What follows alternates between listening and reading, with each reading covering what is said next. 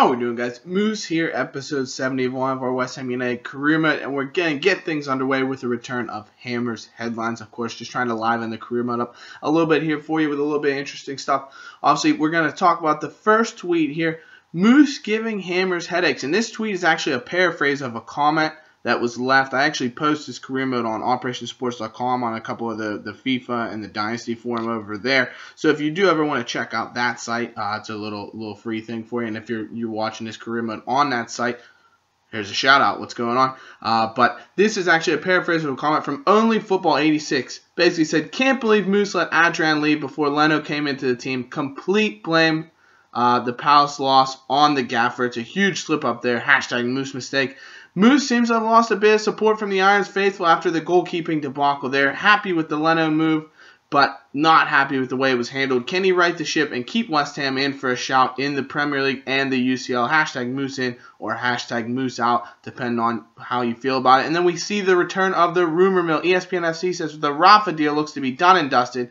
Huge sign for the Hammers who need depth out wide with just Ox and Dybala offering support there. But is he worth the £14 million offer? Let us know what you think in the comments. And Sky Sports says Jonathan Tah is a solid addition to bring youth to the West Ham backline, but could they have used a stronger option with the UCL looming? Hashtag Gary Lineker asks, is a Gary Lineker comment. Does he think we should have brought in a better center back to compete for a starting job rather than someone who will offer us depth? So let me know what you thought of the headlines. If you have any suggestions for future headlines, be sure to leave them in the comments because I'm more than happy to add them as storylines for the career. I'd love to keep you guys interested and invested in things like that. So that's what we did so far for Hammer's headlines. Obviously, keep commenting both on the video on the YouTube page. Also, if you do watch it, Operation Sports, things like that, comment on there because you could be featured in the next episode with Hammer's headlines and everything like that. So we do have an offer from Stoke City for Joey O'Brien. We counter-offer them to at least get close to his valuation, $900K. We then go in and actually do sign Jonathan Tah, so we can see he accepted his contract offer because that had been up in the air from the last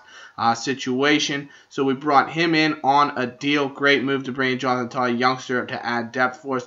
We then see Malaga said no to the Valencia transfer. They just weren't willing to pay the funds that we asked for, so that's fine with me.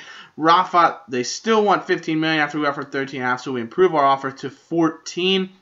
And we see that Joey O'Brien does go to Stoke City for $900,000. That's his valuation. So more than happy to let him move on and maybe see if he can get some more playing time. And we do have one of our young scouted players, Prattley, coming through our youth team, who's 71, 72 overall already. He's fantastic. So he's definitely going to be someone I'm looking to get in the team and basically take O'Brien's spot. Rafa then, we get that Braga have accepted our transfer offer, $14 million, put in a $50,000 a week deal for him for 4 years, and he accepts it. That's fantastic. And the reason I'm happy with bringing him in is he only makes $50,000 a week. That is huge to get a top quality player on such low wages because that's often an issue that you run into when you're bringing in big name players as they want 150, 170, unbelievable amount grand a week. So we get Rafa on a great deal, on the cheap, a player that's going to make a huge impact for us, in my opinion. We're really looking forward to using him. Cresswell comes back to us and says, hey, boss, you still haven't given me a wage increase, so I do offer him a contract, and we'll have to see if he does accept it. France and Wales both came in with an offer here of a contract to manage an international team. I said no to the Wales offer, but France, I actually stalled. If you guys do want me to manage France or bring up an international job, let me know. I'm undecided on France. France would be a great team to manage. I think it'd be fun. But, it might detract the focus from West Ham at this moment with no real huge international competition coming up.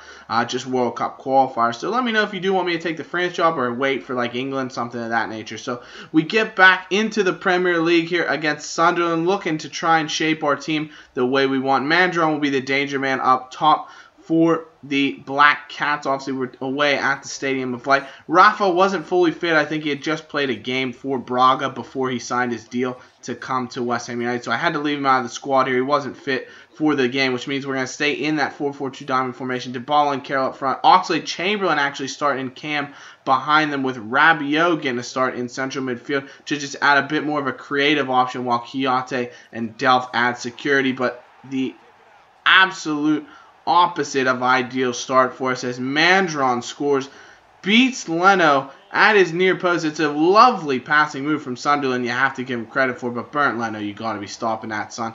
He was impressive in his debut against West Brom. Obviously, the only goal he gave up was nothing for him to, not write home about, but just nothing to be at fault for. Whereas this time, just poor goalkeeping to allow that shot from Mandron into the back end and puts us under the cosh right away, right behind the 8 ball, as we do have to come from behind in the early going again. So a poor start to the match. We're already into the second half, and you can see we haven't had really any highlights, anything to test the keeper. But Dybala going to change that straight away. Lovely turn to get inside his defender. Pantilimon makes the first save, but Paulo Dybala on hand to put it in the back of the net with a lovely finish. You have to put the credit partially on Dybala for a great move. Rabiot played him through with a nice pass, but another goal that the goalkeeper should be doing better. So it's 1-1 on the basis of 2 goalkeeping errors, you have to say. Leno should have stopped Mandron's strike, and Pantilimon had to do better, get that strike out of danger. He makes an effort on the second one. It comes off his body, but it's in the back of the net regardless, and Dybala showing the impact that he does have on this squad so far.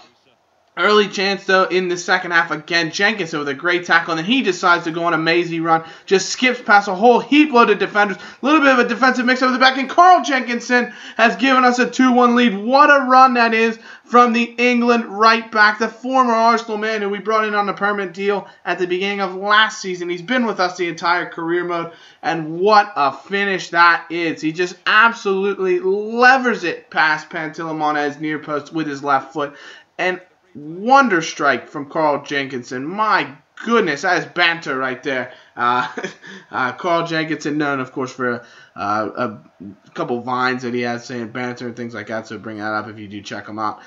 Feel free, but lovely goal. And Mandron coming the other direction, trying to get Sunderland back in the game, obviously. They just came up from the championship. They've brought in Arnautovic, actually, from Stoke City, so a relatively good buy there. All praise really well on the wing. And this is just a what? Tompkins, what are you doing? Leno goes to just pass it out from the back. It was going to either Cresswell or I think Delph right there. Either way, it wasn't going to James Tompkins. He sticks up his leg, knocks the ball down right to the path of Mandron. He smacks it in the back of the net before Burntland is able to get back. Look at him. He just handles it. Bang. He's going out to Cresswell.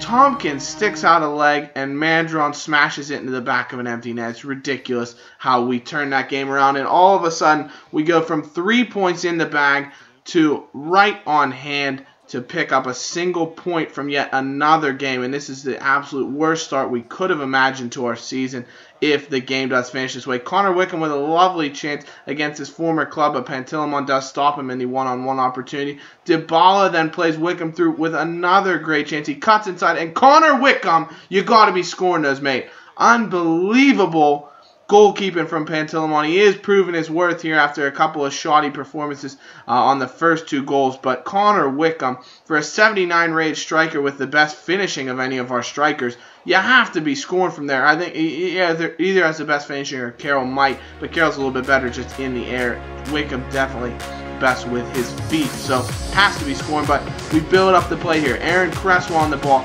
deep into stoppage time, the 94th minute. Wickham, lovely skill to dip outside of Jones here. Nice fake shot, creates some space for himself. Can he score? He lays off Dybala! Paulo Dybala has won the game for us. It's actually going to go down as a Shawcross own goal. If I slow this down for you and you take a look at it, actually deflects off of his right foot, then his left foot, which would, I think the right foot deflection would have taken it wide.